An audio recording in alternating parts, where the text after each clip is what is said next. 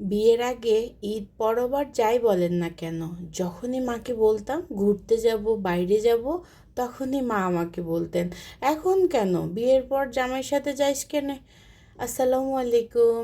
আশা রাখছি সবাই অনেক ভালো আছেন।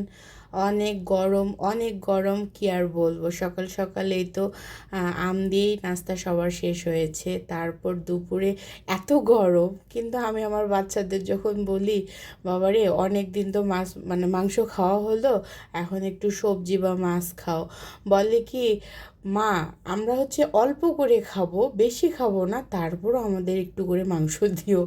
মানে বাচ্চারা মাংস ছাড়া মনে হয় কিছু বোঝেই না, আল্লাহ কি আর বলবো।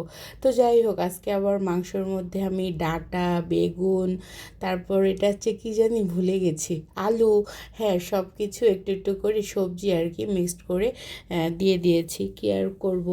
তো এই আর কি দুপুরের রান্না ছিল। সকালে তো এই মানে এখন আসলে মাংস রান্না করা থাকলে না তেমন একটা রান্নার ঝামেলাও থাকে না।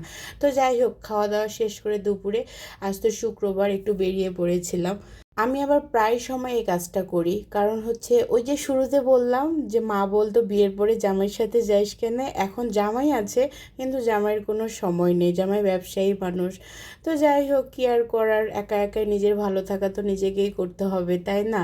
আমার মনে চাইলে আমি এই যে একটা রিক্সা রিজার্ভ নেই, নিয়ে বাচ্চাদের নিয়ে মাশাল্লাহ আমি একটা সুন্দর ঘুরে আসতে পারি, নদী নালা খাল বিল যেখানে ইচ্ছা।